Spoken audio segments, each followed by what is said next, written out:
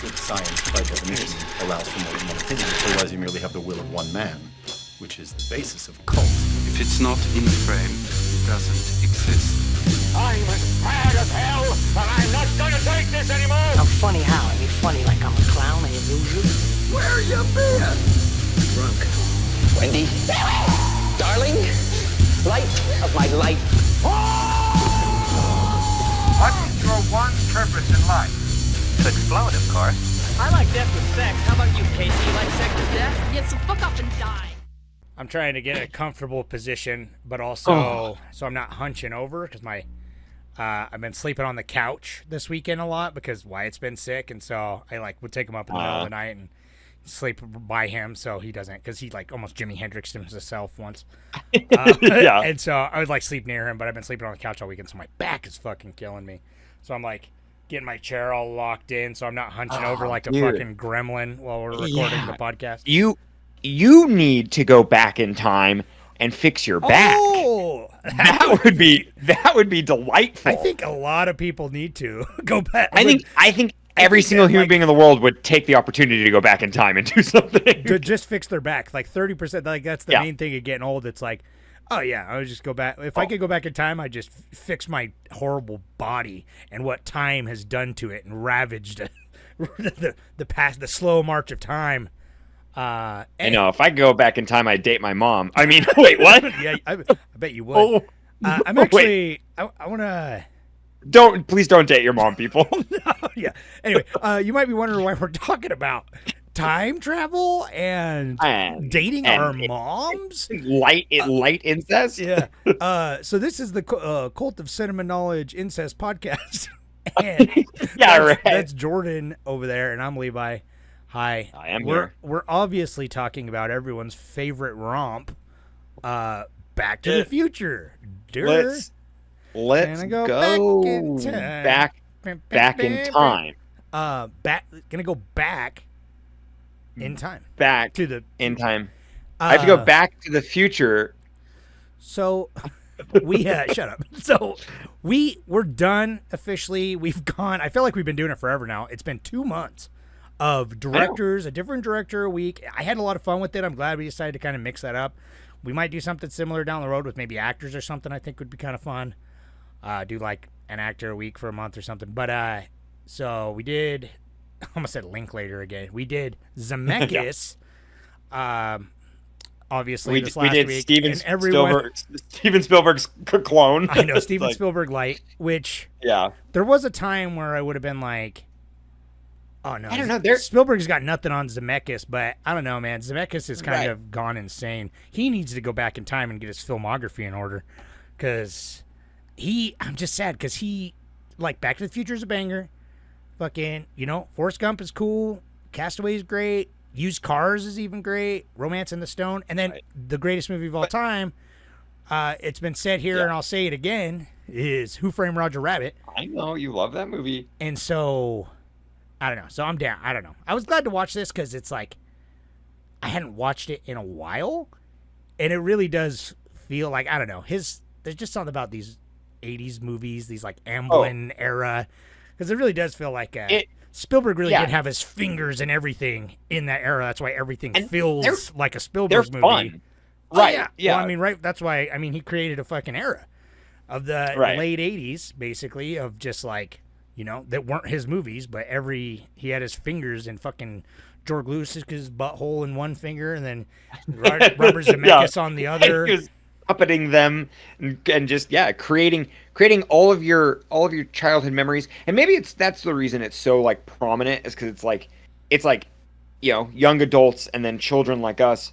We were around during this time, or at least right off the cusp, as in the 90s, and it's we just. They're so imprinted, and then these are just the classics that they are this movie you always watched at grandma's house. The VHS trilogy, my grandma had, my dad had. I watched the trilogy all the time when I was a kid, and I loved them. But I haven't watched the first one in it's funny because I remember it really well, but I haven't watched it in maybe a decade.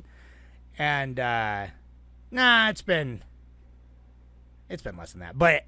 Sure, I don't know. The first two movies to me They're just are like imprinted. But I kept are identical though. remembering. Like I kept get them remembering. confused. Yeah, I kept remembering stuff from the second movie and waiting for it to happen, and Right. it never did. So, Well, because it's the same plot basically happens in the second one, but like it's the future. So like where I'm like, wait, what happens in the diner the diner, and the like and the he does like the I'm like future what's gonna bit, happen? and then he But goes then I'm like, back oh and yeah, does. it's like Coke and stuff, yeah, or Pepsi or whatever. Yeah. So It's the Pepsi Right. generation, sir.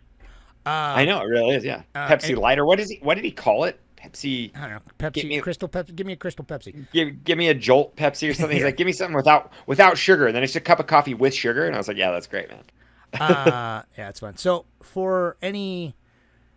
because this movie, it obviously is outside the realm of time, but if you're under the age of 30 and for some reason have not watched it, everyone over 30 has seen this movie. I feel like. I mean, it kind of like. Well, it's At actually least the funny. once. It'd be weird if I met a grown adult and they're like, "Back to the Future, huh? Who's in that?" Like, yeah, right. I guess that is true. It would be interesting. Well, I guess how about this? This is what we're doing for our Zoomer audience out there. Everybody, we love you.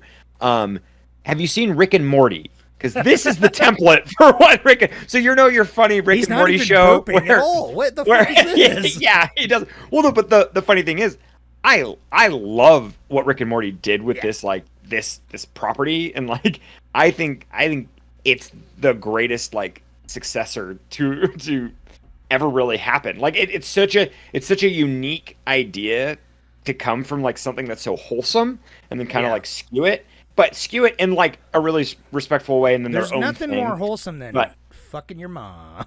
I know, right? Well, but they do such a good job. It's wild how Spielberg can do that, dude. It is like true. it's wild. Or like at least I know. I know. We'll get Zemeckis had into it a little lot bit more, to do but with I'm like, this is really casual sexual assault. Oh, dude, yeah, no, I'm like Biff was like straight up a rapist, so Yeah, but whatever, it's but he's he's the 50s, it's a different time. goofball. Yeah, he's a goofball. He's the bad guy, so mean, he's supposed to You can be a rough. goofball and a rapist. It's not exclusive. That's not, true. It's not Yeah, good, but it's not good. Yeah, right. Anyway, so what I was trying to say is, did you write a fucking synopsis? Did I write a synopsis?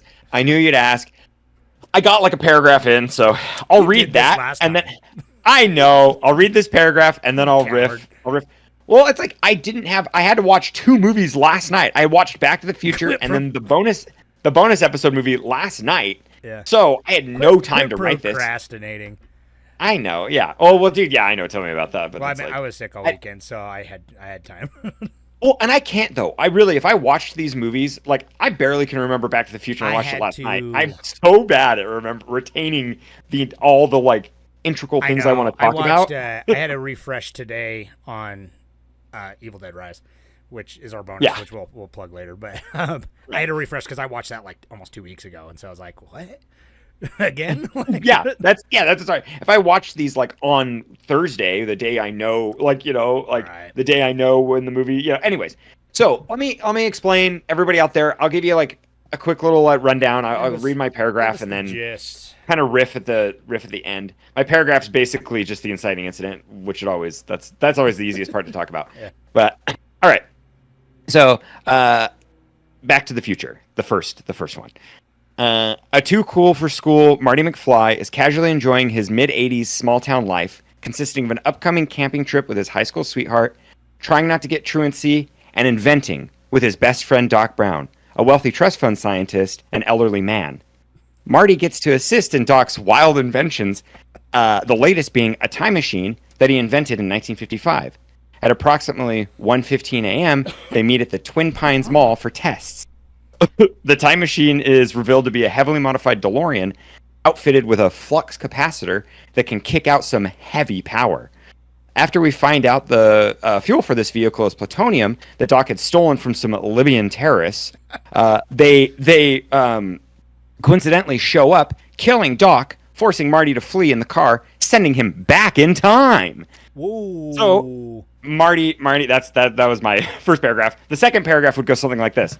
Marty shows up back in his hometown. It hasn't been developed, and it's all fields. And so he goes back to the town center, where kind of like the beginning of the movie started, and a lot of the movie takes place in this town center. Huh.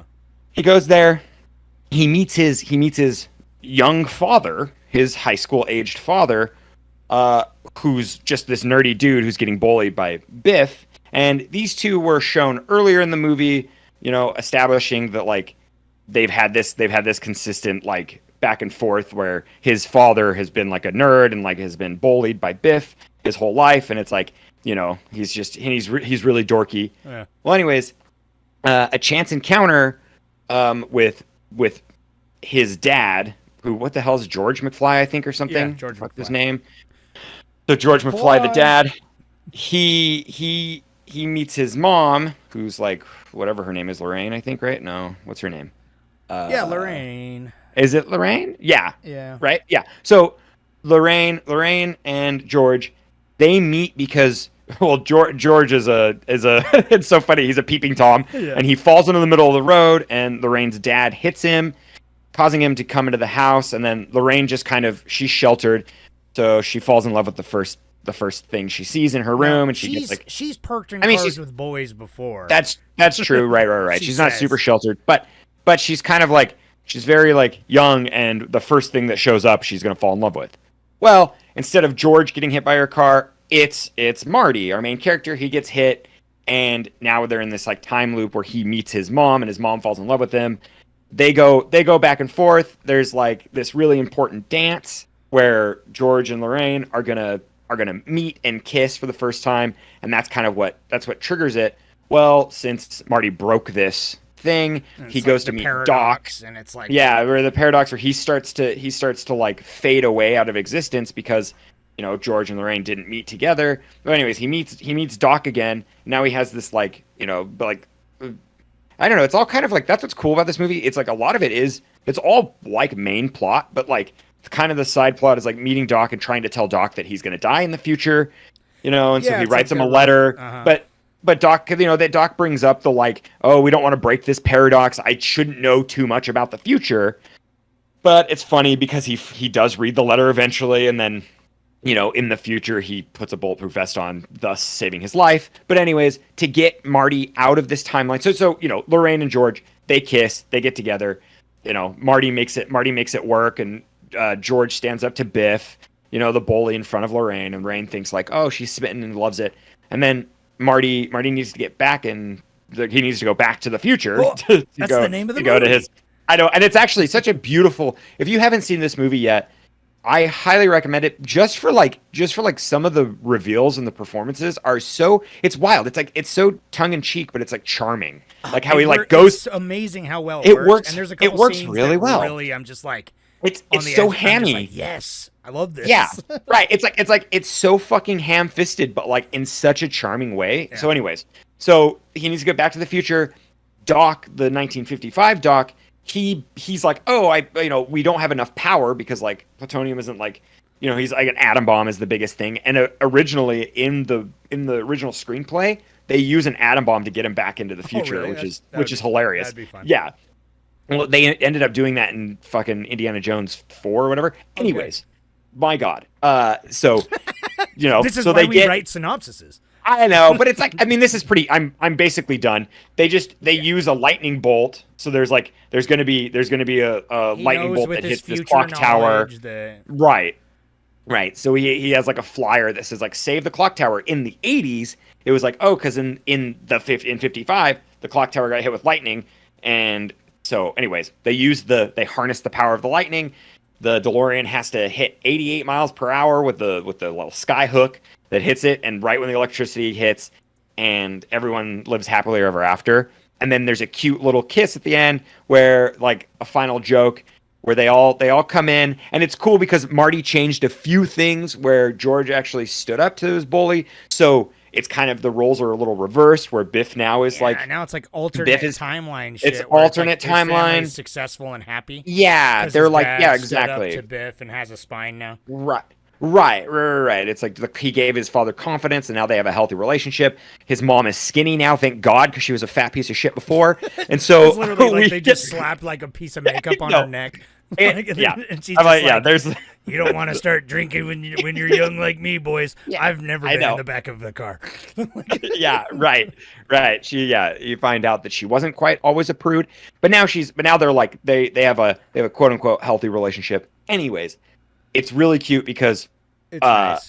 the DeLorean comes crashing into the house or crashing into the driveway and kills the whole family. and not Just right everybody. Yeah, yeah. It's a really dark What is turn. this, the Rick and Morty writing room? Anyway.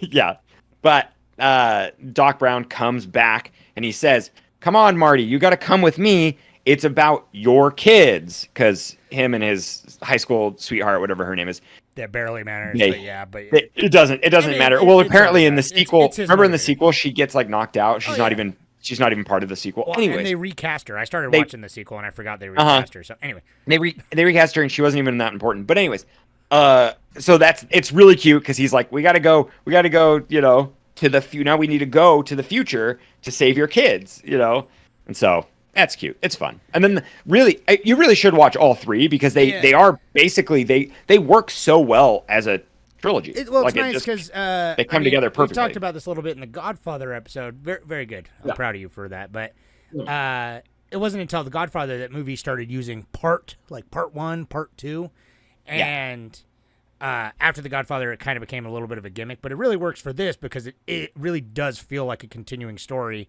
And at the end of every movie, it sets up the plot for the next movie perfectly. Like it's all tied together quite well. But so I want to watch the trilogy, but I don't know. Now that I'm running out of time, I don't know if I will. I know it's tough. I'm so impressed that the sequels and like you know and the you know I guess it's not a prequel but kind of the third one. But I think they're like really well done because it's one of these things where like this movie is so tight. And it took they wrote this and rewrote this for like 10 years and they shot this for so long. The script for this is like you said, it's like everything moves the plot forward. There's no and the time travel's like tight, dude, which is wild. Like you would think that there'd be like glaring issues. It's paradoxical. It's like paradoxical, right? But yeah, that's kind of the point. Is because it's like the paradox is what's causing him not to exist. And then essentially you find out basically by the end, and also more in the second one, it's more like by going back in time, you create a new timeline, which makes more sense. And that's what happens at the end of this one anyway. He goes back to his family. Right. Because then there's like the evil timeline. Yeah, he goes back. Yeah, he fucks it up because Biff gets the information about the almanac and gets all the rich. almanac. So right. That's right. Second one's fun. That's so sick, dude. When he goes to the future and the Jaws like comes out and it's like the 3D and like the shoes. The second one really is like the superior movie in my opinion, just for like the fun. I like the fun inventions. It is fun. That's what I like about it. My I biggest mean, the first one's tight though. Yeah, the first one's just so tight. I don't know. My biggest qualm with the second one is just the fact that it's like the 80s version of the future, but like not in a good way. Yeah. Where it's like this movie, it's smart to take the present day of 1985 and like the hip 80s, bro, and take that back to the atomic family of the 1955. Yeah. Like that's a smart move. It's just like makes it feel really grounded. And I really like the time travel stuff, but it also just is like kind of just they take it like so wacky. As a kid, I really enjoyed that more, but now I'm a grumpy old man, so I still really like it. But that's what I like so much about the sequel is him going back, and he doesn't retcon, but he's like in the 50s with himself, watching himself do the events of the first movie, trying to like catch Biff and everything. But I don't know, this movie.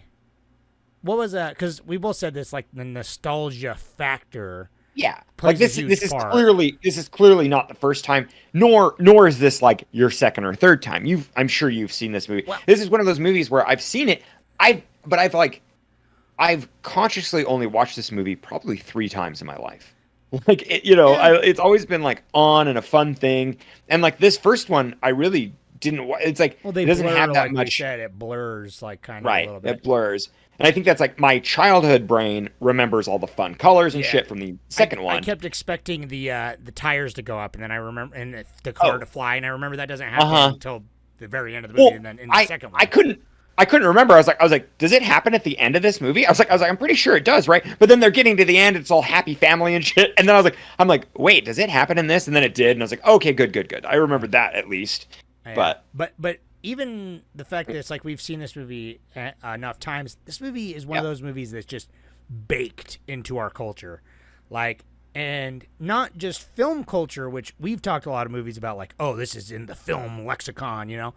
This movie is in like pop culture, period. Like, you can probably find people wearing or doing something Back to the Future inspired or straight up Back to the Future. What's fucking having dope? Never watched it. It's just like influential. Michael J. Fox, he was in like Indonesia or somewhere, some like really, really obscure small place, and he was visiting a shrine. And there were like monks, is what they said in the interview, but they were like monks, and they said Marty McFly. They recognized him as Marty McFly. That's what's hilarious. And it's like that is his character. It really did. I mean, this is them. I can't think of Michael J. Fox as any other character except for the Frighteners, the greatest character ever. He rules in the Frighteners, though. But just because I love Michael J. Frighteners. Fox. No, he really is. You know all of the. Have you heard about that? Eric Stoltz was the original. He was supposed to be Marty McFly, and they actually shot 6 weeks with him. Oh yeah, I remember all about that. And I watched some of the footage. I'll post it on the Reddit. Post that on there. That sounds it. I don't think I've ever seen it.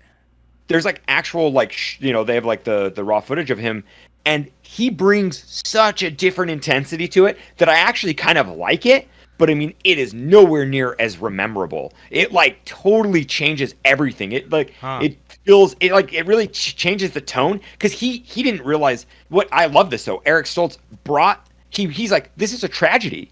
Your whole life is fake. You just ruined your whole timeline. You just lost your whole identity of who you were in the timeline. He's like this is like you're ceasing to exist. Like dread, man. It is sure. Yeah, and that's what's so funny is like there are two ways to make this movie. One is like, just like reveling in how just depressing it is to lose yourself, and then or just like Eric to kiss your mom. So it's heavy, but like it's heavy, like it's light, but it's heavy. And he's like, no, dude, it's seriously, it's heavy. And he's like, they butt heads the whole time, and like Michael J. Fox was tied up in that television show that he was on, whatever it's called, I don't know, Dire Straits or whatever, and so Michael J. Fox couldn't do this. You've probably heard a little bit about this, but like he would literally shoot like Family Ties or whatever the fuck the movie, the TV show is. What was the TV show? I don't know. He would shoot the TV show during the day, and then he would shoot this movie during the night. Oh, okay. And so there were like something like 9 weeks straight of him he's got such dark eyes.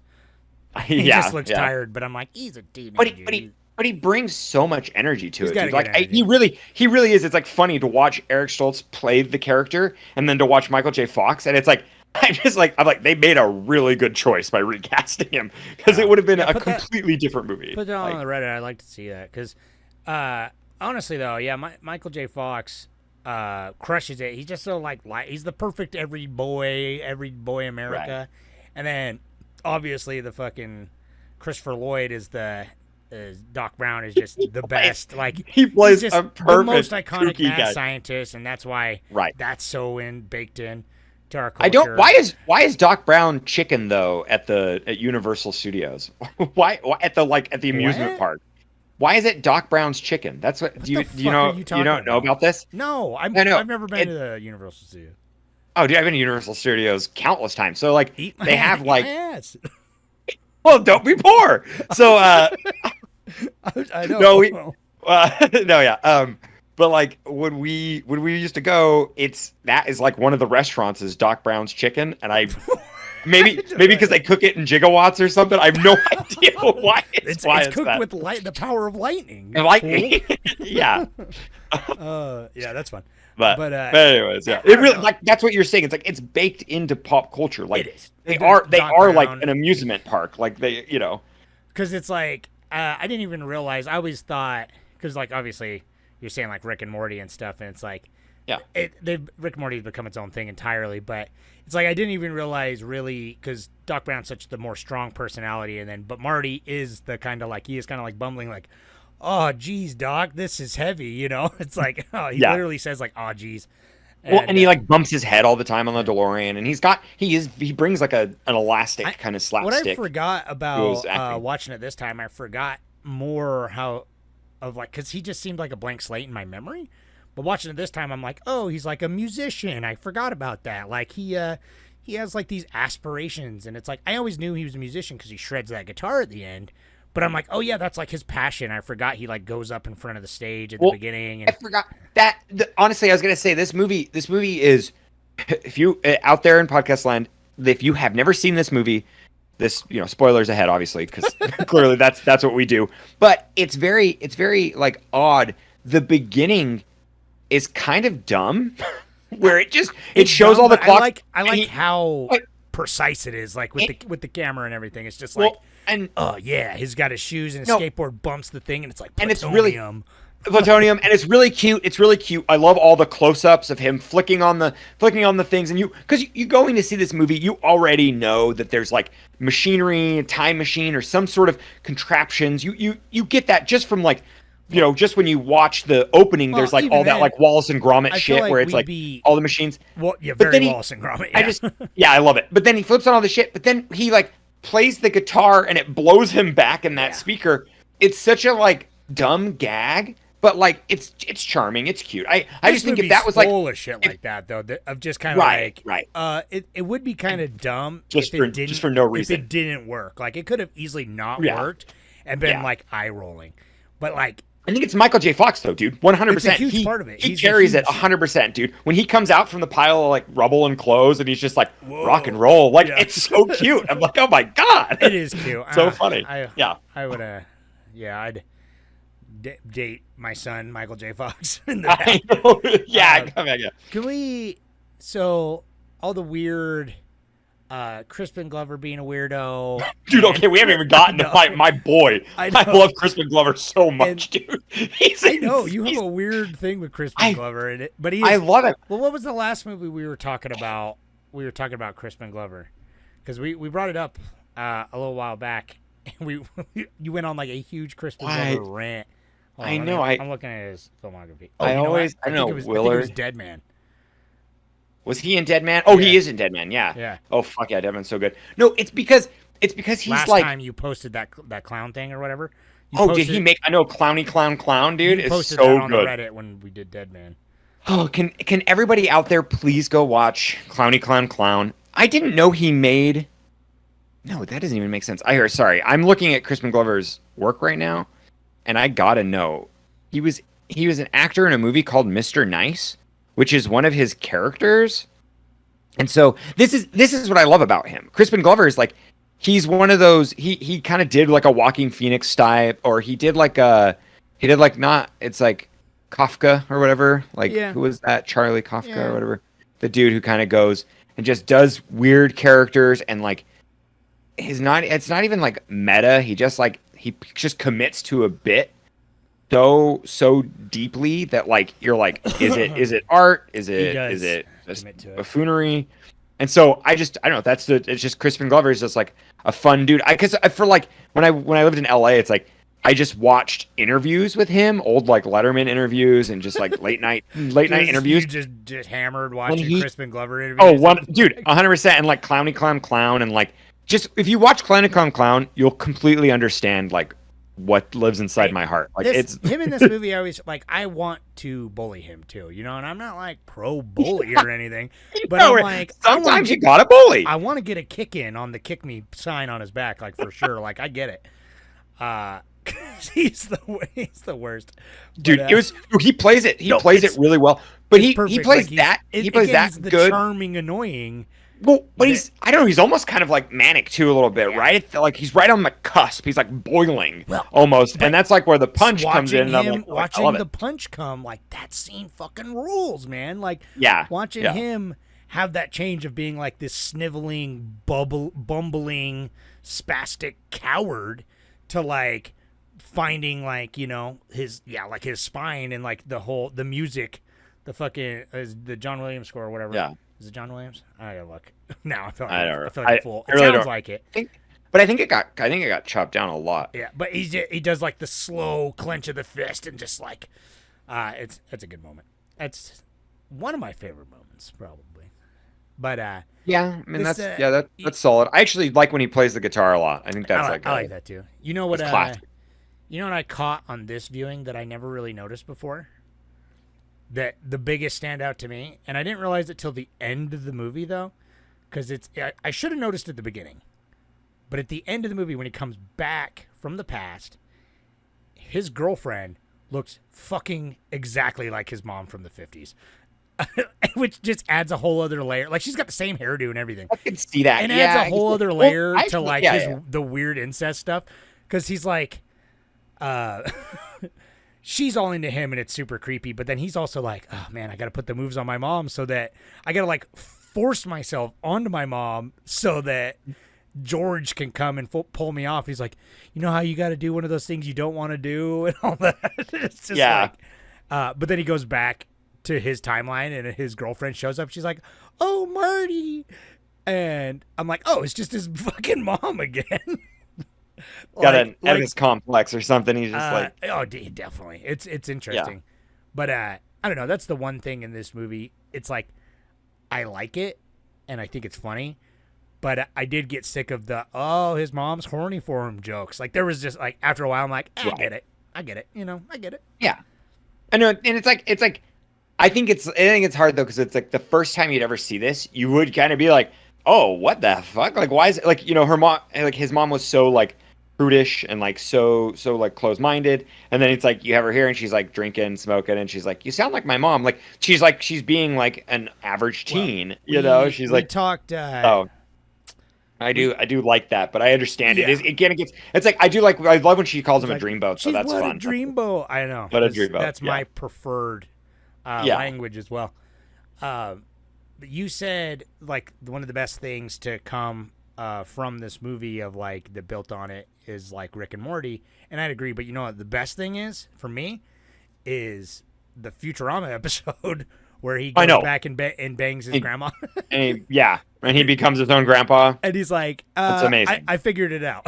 They're like, no, you didn't. Yeah. No, like, right. Fry, you idiot. Look again. He looks back and she's like sewing it.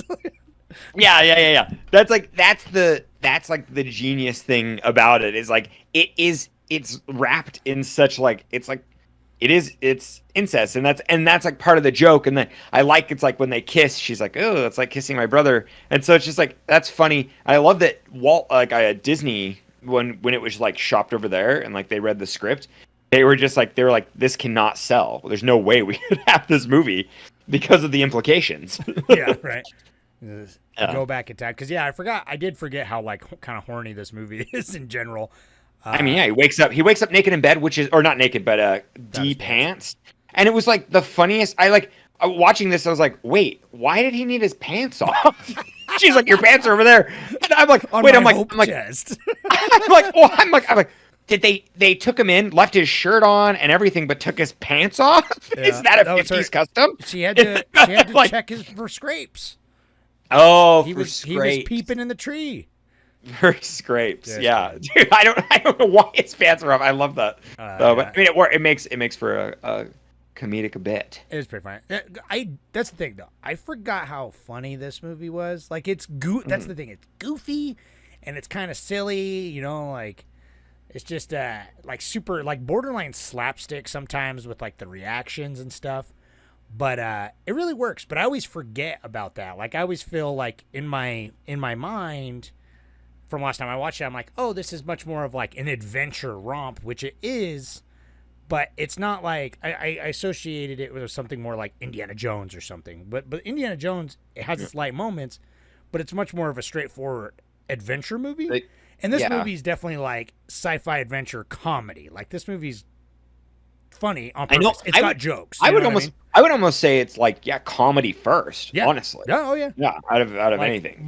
And I think that's what nailed it, because even though the comedy is like it's whatever, it's kind of just like it's not like the highbrow, very clever comedy.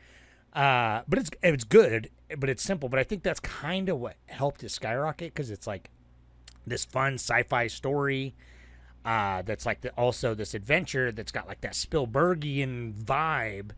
But I think if Spielberg had done it, it would have been much more of like more of a serious, straightforward thing. I think it brought sort of a slapstick kind of comedy vibe to it. I don't know. They really worked, and I felt like it laid the ground for Who Framed Roger Rabbit, the greatest movie of all time. It came after this. Right, which I was surprised, but and Christopher Lloyd plays like the perfect menacing character in that because he brings some like levity to it, but then when he wants to get like that's the thing. when It's he like, needs to be creepy, Roger he Rabbit is it's also creepy. fucking hilarious, but it's a perfect blend of like the darkest noir mixed with like literally cartoon comedies. with the like, two polar opposites of coming together to make the perfect dream. Anyway, this isn't the Who Framed Roger Rabbit episode, No, unless you want it to be. Well, and you could go listen to that, right? We did do that one. Yeah. Yeah. Oh, okay. I was like, I If we remember didn't, talking about it. But if we didn't do that one, it would have definitely been on the fucking poll. But we've already done it. I I almost swear put we. it on. I almost put it done on it. the poll again. Oh shit! Maybe we definitely didn't do it. Yes, we did. We 100% did it. Okay, then we You talked. think- Yeah, we you had. think to. I'm gonna go 3 years of doing this film podcast with you and I not know. do Who Framed Roger Rabbit? I know. Yeah, You know how long I had to wait for There Will Be Blood to come around?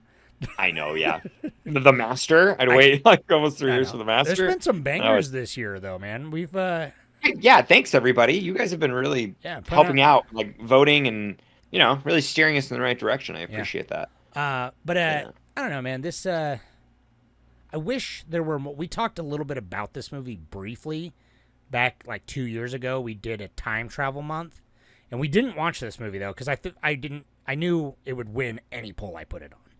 And lo and behold, we're doing it now, and it won the poll. Yeah, right. Yeah. Go figure. But I talked about it then. I wish there were more good time travel movies, man. And so this, honestly, we talked about it a little bit last week. I'm glad we watched this, not only because it's just joyful and fun and just like entertaining as fuck, but it primes me up for next month when we're doing sci-fi movies because it's like I'm ready and there's fucking time travel movies on the poll next week that didn't win, but No, right, but they still get prominently featured because sci-fi like it lives in this realm, and that's what's so great is like it's funny. This is like time travel, like it's time travel, like the Time Machine is time travel, where they build a object that you can get into, and it takes you to a time. Other time travel can like where you like get sucked into a void or like you're sucked into like another dimension. A high concept. It's hard to thing. like, yeah. But that's why it's like they boil it down to this fucking. I think that's what this movie's so good is because not only the time travel concept, like obviously from the Time Machine, like you said, is very kind of like straightforward in that way, but it's like so many things about this movie are just boiled down to the most basic frame and made perfect the way they are, but like so simple. There's no fat, including on the time travel shit. It's like, but it's super easily accessible, digestible. It's not some crazy. It's not Primer. You know what I mean? Like right, some and crazy, that's and like, Primer's the weird, the that's high like the concept. completely opposite end of the time travel spectrum. But like, it's like they boiled it down. That's like, yeah, you boom, time, bam. Like, don't worry about it. Oh, Right. it's a And I think- paradox. and I think- that's the plot. Yeah. That's I think the that plot, is because the paradox. that's my one thing with time travel movies is sometimes when you try to explain it too much, you over explain it, and that's where I feel like Time Crimes kind of gets caught up in itself, where it really is kind of trying to explain its rules and how it's like Go back and listen to folds our on Time itself. Crimes episode. I know, yeah. I said it there, and I'll say it again. Triangle's better. Right, and see, that's kind of but I like that because that also changes the whole time. Kind of like I just watched Coherence recently, and that like doesn't. It's more time travel where it's like different universes get created every time, and they're like infinite, infinite timelines basically. And so this just keeps it simple. It's great. It didn't win the poll, but speaking of time, a great time travel movie, and it's got your main man Ethan Hawke. And Sarah Snook from Succession is also in it, and she's great. I put it on the poll and it didn't win though. Is Predestination though? Find a chance to watch that because I don't know if it'll win the poll ever unless we do time travel again. But even so, that movie has got like a similar cyclical time travel vibe, but it's fucking cool too. I don't know. Time travel movies are just fucking. I even liked Looper, despite all its issues with the time. Yeah. But that is a perfect example of like they tried to make it simple and tried to be like, yeah, just don't think about it. You know what I mean? Time travel, they literally are like, the more you think about it, it hurts your brain. Right. I've seen Predestination. Yeah. Okay. Yeah, I was like, God, it sounds so familiar. The I don't remember anything about it, so I'm gonna have to see it again. That's kind of the thing with time travel movies is like you can get bogged down in the weeds and kind of forget. Where this, I think this movie is time travel last, and then comedy fun romp. Well, that's why I think the first one works the best is because it's the time travel element is so straightforward. Like I said, they boiled it down. It's not like the second one is way more complex of like going to the future and then old Biff gets back and goes back to the 50s, gives his old previous self the almanac. He creates an alternate version. Like it's way more, like it's still well made, but this one is just like time machine goes to the past, fucks up his past, creates a paradox, which then becomes his motivator. You know what I mean? To get him, like that's like the main crisis, which I do wish they would have like focused on it a little bit more. They like a little less incest jokes and more being like, I'm literally what is this paradox? Like, I don't know. I feel like they could have played with that because I want to see that in more movies of like this idea of like, it can't be, but I guess then you get Eric Stoltz just being like the dread of not existing or whatever. You know? Like I'm literally fading from existence, and like my only friend is this elderly man. I like that. I like that, but I also see why they're just like, let's put the existential dread just in the background and him just have the photo, and it's more like a physical, it's a perfect. For the film medium too, it's just like a perfect little vehicle. It's like, look, checking in on the picture. Look, your brother's disappearing. We got a ticking clock with your existence. We got a ticking clock with the fucking lightning to get you back to the future. Like, it's just everything points to everything else, which that's just great. Such a the good little details structure. too. So it makes sense that they spent so long putting it together because screenwriting's great, and it's like. It's shot super well, and the effects are, they're dated by today's standards a little bit, but even then, like some of them are pretty dope. Oh yeah, like, I think the biggest one is the tires. That always bothered me, because I kind of feel like you could have just had them. You could have just done it practical, and they could have just been standing to the side, and it still would have been just as effective and probably more effective in my opinion. Yeah. But that's the vision that they wanted to do, and it really doesn't take you out of the movie at all. Yeah, it visually, that's the thing. It's like in your brain, because I know I noticed that like the composite is kind of rough. Yeah, it's like, and it just like doesn't need. It just seemed so unnecessary. I felt like they were doing it because at the time they were like, we're at cutting edge, and that's kind of what Spielberg's whole team and whole vibe and his whole tent. Well, and is, and it's true that they've always done that. But more importantly. What's more important, like, they took a little hit on the way that the effects look, but the image of, like, the symmetry of, like, the two of them standing, it's, like, so iconic that it's just, like, that's ingrained in your brain. And in your memory, it's perfect. Not now, because I literally went over it frame by frame trying to find a good screenshot for the YouTube video. And so I was like, now how the composition is really ingrained in my brain. Yeah, it's really burned in there. So I didn't tell you. I just remembered, and I'm like, so my viewing experience watching it this weekend was not good. Yeah, you with your your cholera. I watched it. I was really sick this weekend. I had like the flu, but I'm fine now. It's super fast, but it was super brutal. And so I started it. I watched it in 3 chunks. I started it in the morning. I got like a ways, just to the inciting incident. He went to the past. Then I was feeling really sick and I was trying to be quiet. So I was actually watching it on the Plex on my phone with headphones on my phone. And I watched it for like 20 minutes and I ran to the bathroom and was fucking puking so hard in the bathroom, but like literally watching Back to the Future on my phone still. Like it was on the ground next to the toilet. And I'm like, oh God, I'm like, I gotta pause this. Really? I can't pause it. I assume you had the most unique viewing experience of this movie Just her out of anyone so ever. hard. And it was just literally my phone was just on the ground next to the toilet, and he's just like, "Mom, no, you're my mommy," and I'm like, "Whoa."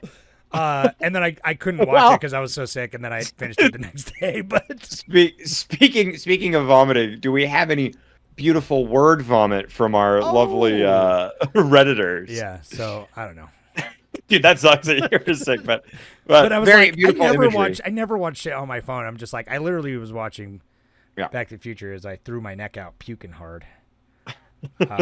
So anyway, Well, what a delight. At least we weren't watching anything Well, gross. I know. Thank God. So let's see. What do we got? A couple. So on the Reddit, Live Strong Bellawas says cinematic perfection. Period. Really, see, that's the thing. It's like, it's not my favorite movie ever. It's like light. It doesn't change me, but it is pretty close to perfect. Like it is really, just really tight, man. So, see what else we got. Most of the rest are me and one other person. So, Clones of People 2 says, God, I love this movie. I've seen this countless times through the years. It's one of my earliest film memories, watching it with my family on Christmas Day when I was maybe 7. I saw it in the cinema on its 25th anniversary release. This was my first watch in a few years. This has held up so well, and the pacing and script is so tight, not a second of screen time is wasted. Full of humor, action, and excitement, it's so easy to watch and feels timeless.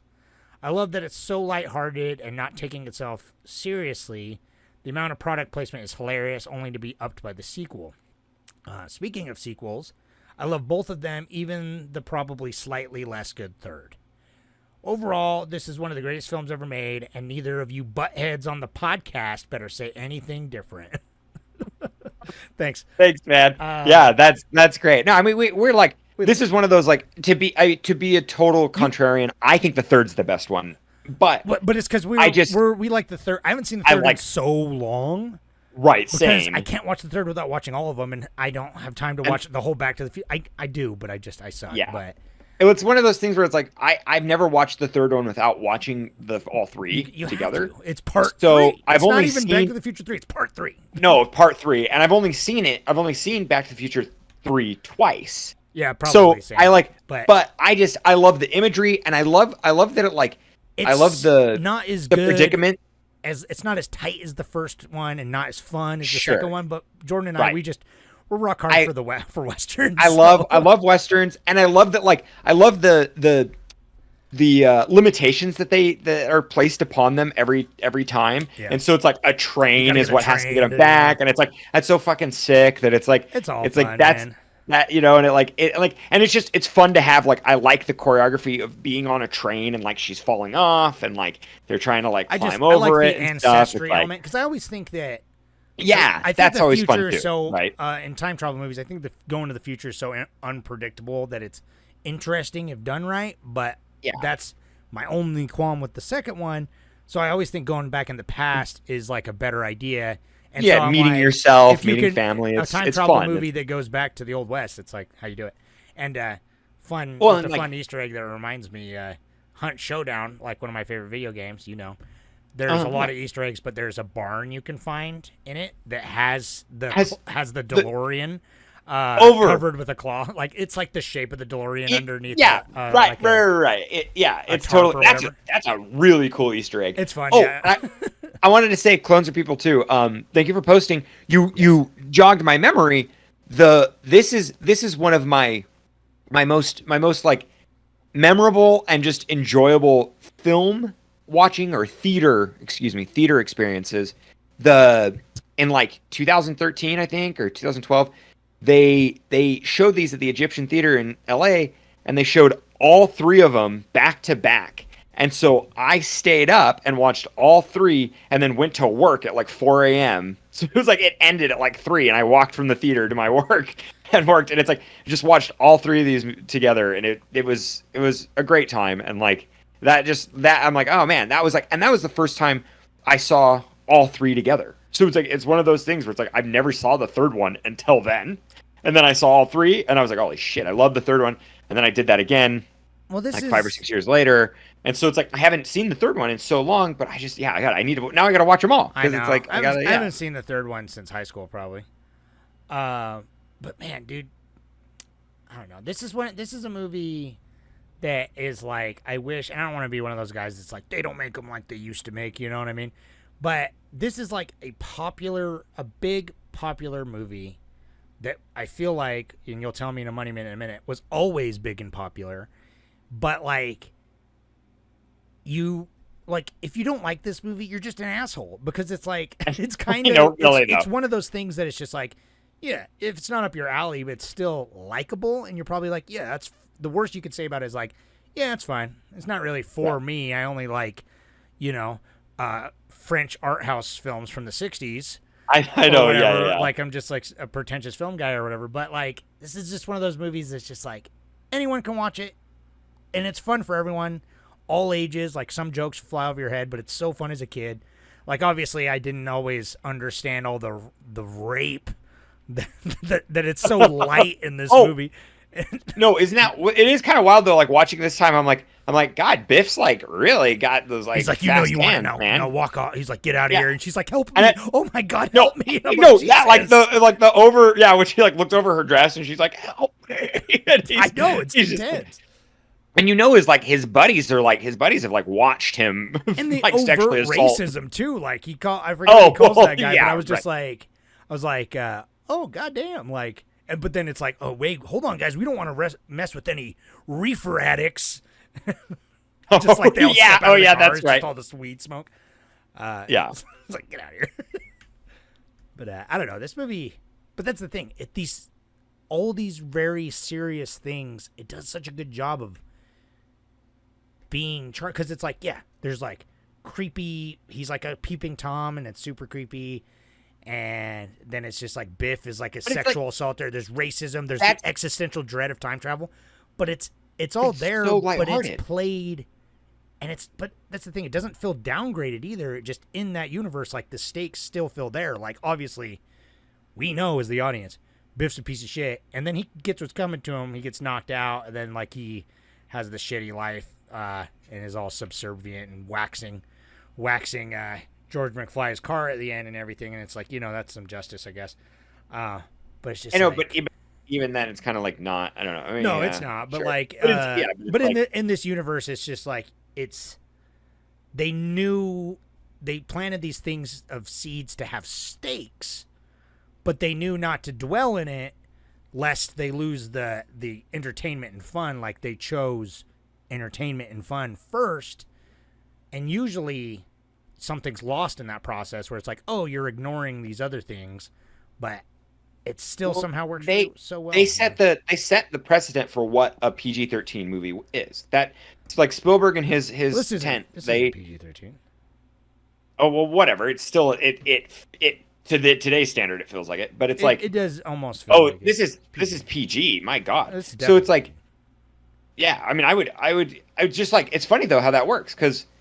Yeah, I don't know. I guess I'm pretty sure he said shit a couple like times. They say shit. They say shit a lot in this, yeah. But it's like done. It's done really fast with action. So we always say it's like it's different. But Outlaw Josey Wells has got tits in it, so like. I mean, yeah, right. There's like rape in that movie, and that's PG. So it's like, but anyway, so I'm just saying PG-13 because that is. Oh yeah, as a culture, rape was PG back in the Just kidding. Commentary. Yeah, kind of. I mean, sadly, right. Yeah, unfortunately. Yeah, right. So I mean, there definitely was a different. Do you have a money minute? What's that? I do. Yeah. I'm curious. This, this film was kind of built to be successful. Yeah. But it was built to be successful, but it actually was like it. There were so many little details.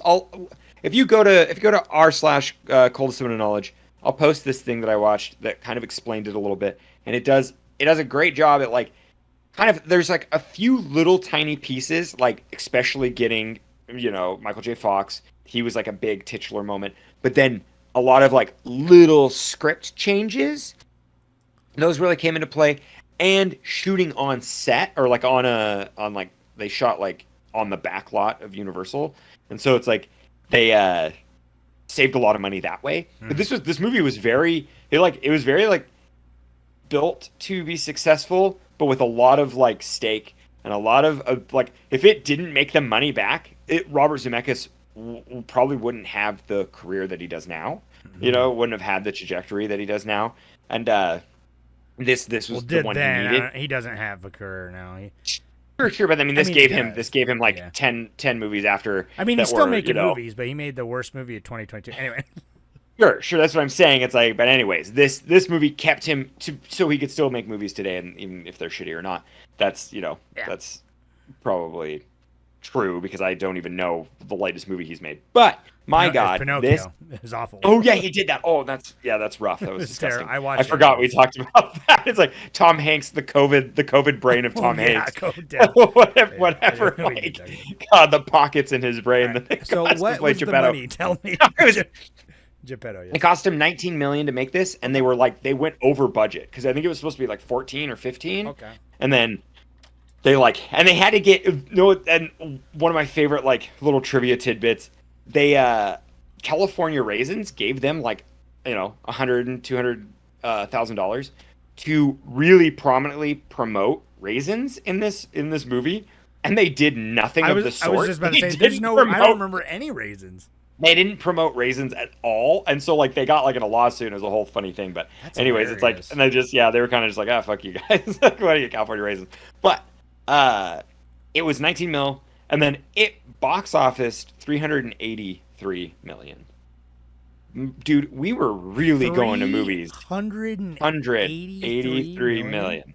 Ooh, boy. We were really seeing movies, that's dude. That's big, bud. That is fucking huge, dude. Yeah, and it took them from wrapping on like getting everything in the can, like that's pretty big now. That's big now. That's massive. 1985, dude. That's huge. Dude. That's huge. But we were seeing movies, man. That's all from like 85 to like 2001. We were just seeing movies. That's the thing too. That's why this movie made almost $400 million in the 80s, but everyone I know that's ever watched it repeatedly on VHS, man. And VHS. It's like, so I'm sure this has made billions of dollars. So much money. Before I forget, I didn't respond to it on the actual Reddit yet. But Clones Are People 2 also mentioned, he said, did you know that Huey Lewis is the judge that tells Marty that the band is too loud? That's fun because I didn't even realize who Huey Lewis in the News was, like one of the last times I watched this. And so this time I was like, oh, Huey Lewis in the News, nice. And then I'm like, oh, he's got that sports poster in his room, fun. And then hearing that he's the guy at the beginning, I'm like, oh, that's awesome. Like, I don't know.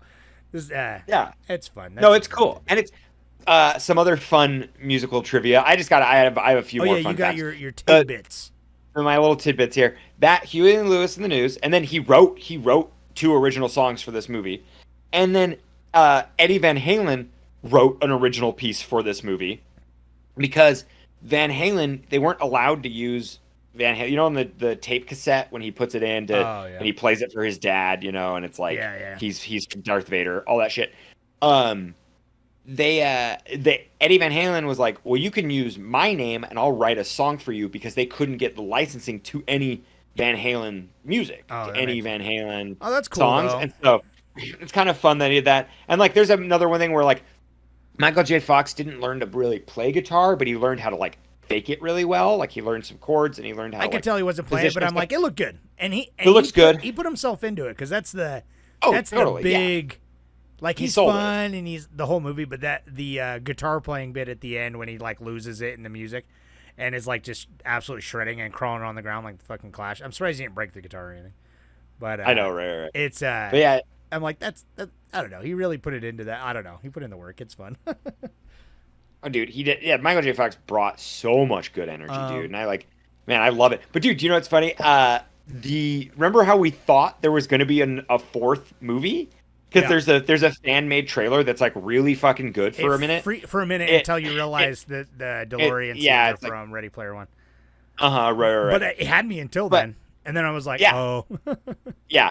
But like, apparently, Robert Zemeckis holds so fucking tight to this movie. Yeah. He has so much rights to it. Like, he won't ever let it be remade or rebooted. Yeah, that's what I And told so- Gat. Actually, Gat was talking. I talked to him today, my brother, and he was like, "I'm surprised this movie hasn't been remade." And I was like, "Oh, it's because Zemeckis is like gonna take it to the grave with him." which is it's actually kind of like a breath of fresh air, because he could make a fourth one technically, but it would like I don't know. I'd mean, love to see I a guess fourth one, but you couldn't do it with Michael J. Fox's health I think- and how no, Doc Brown right, is. of course. And you couldn't do it with anyone else, and so it's just like at this point, just let it be what yeah. it is, man. I think the time passed. I think what Ready Player One did was like the best thing you could get out of it, even though Ready Player One was a sloppy mess. Yeah. But I think that's like the best thing you can do is kind of that. And then in like 5 years, when AI takes over everything, then you could really make a pretty good, I know they're pretty just good deep like fake the whole thing, and it'd be fine. yeah, right.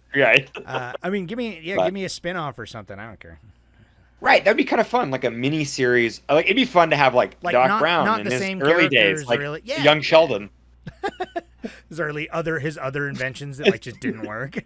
Yeah, I love that he's got that. Like when you first meet Doc in 1955, and he's got the helmet on to read time or to read like whatever read minds. Read his mind, yeah. And like he kind of got close on some of them. I was like, hell yeah, Doc, dude, he's got those inventions. I'm assuming because usually you're badgering me about it by now. I'm assuming Travis or no one left a message.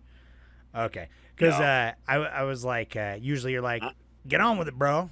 There's a message. I know. No, not I don't today. know. It's That's okay. what else? What was your favorite part?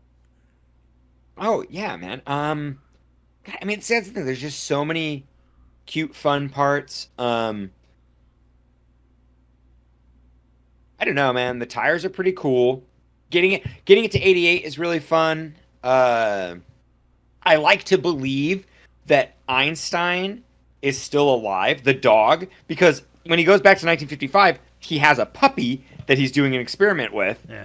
And the puppy looks similar to Einstein in that breed. And so I like to believe that Einstein has lived for like Through the 36 power of years or whatever it is. science, Well, yeah, right. The power of science. But yeah, I don't know, man. It's like that's what's hard. There's so many good bits. I like when he skateboards, and that's kind of fun. That's fun. I like all the little seeds that he plants along the way so that in the future you kind of see the differences and stuff and like but the whole like, Twin Pines, and then he goes back and it's Lone Pine. it's like, Lone that's Pines cute. because he broke one of the trees with the Yeah, that's DeLorean fine. when he was fleeing. My pines. Yeah, my pines. I do, yeah, and I like that too. Like when He's already mutated the old into man. human form. into human form. Yeah, it's like, dude, they really know their science fiction really well.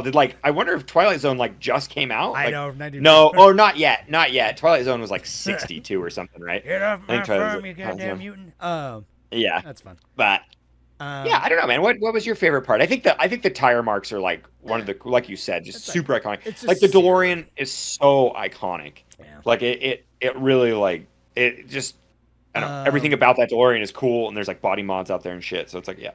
I don't want to be like. There's so many good parts of this movie. I don't want to be like, oh yeah, the climax, but literally the moment after after all the trial and error, everything comes together. The stakes are so high to be able, and so many things keep going wrong. The car doesn't start, and the fucking the plug on the tower comes undone like 3 times. And then he gets it, and then there's that tension where he Yeah. can't get it plugged in, and you're like, oh my god. Just so much, and so it's such just this pressure cooker, and it's such good filmmaking too, because it just, even though it's like ridiculous to a point where like everything, it's like, of course the car doesn't start, but it just builds and builds and builds and builds, and then it like he hits it, the lightning goes off, and then there's just that moment of quiet.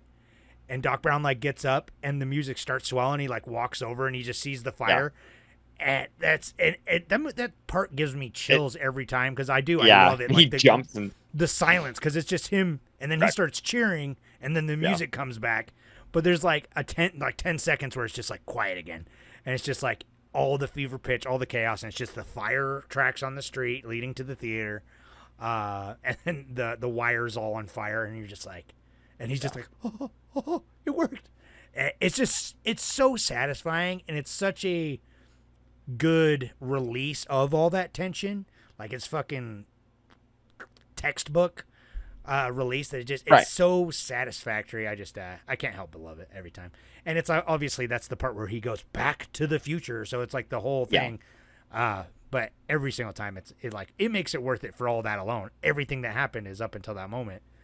Well, and I think when he says Back to the Future, that makes me really happy when he like literally, figures like, out the points plans, around, yeah, and then he's like, "We gotta send you he like back points to the future." Yeah, he points to the camera, Well, and it's like and then he like kind of yeah. wanders past it. Like, it's just, I like, know being exactly, great. exactly. It's like yeah, but I kind a of good always bit. forgot about that bit, but that's like the perfect amalgamation of like the comedy in this movie because it's like takes it right to the edge of like the silliness and like it's like a straight up fourth wall break. But then he's like, and moving on, like yeah, right. It's not quite a lampoon. They're yeah, not it's like not like hey, look at us making fun of like, anything too much. but he's like, that's yeah. the title of the movie, bitch. Like anyway, Yeah. moving on. Well, dude, but real quick though, when he plugs in the like he gets the plug in and then he gets blown back by the lightning, and he's fine. cool. I was like, yeah, it's like he's good. He had gloves on. That's insulation. Hey, I know a guy that my neighbor got struck by lightning.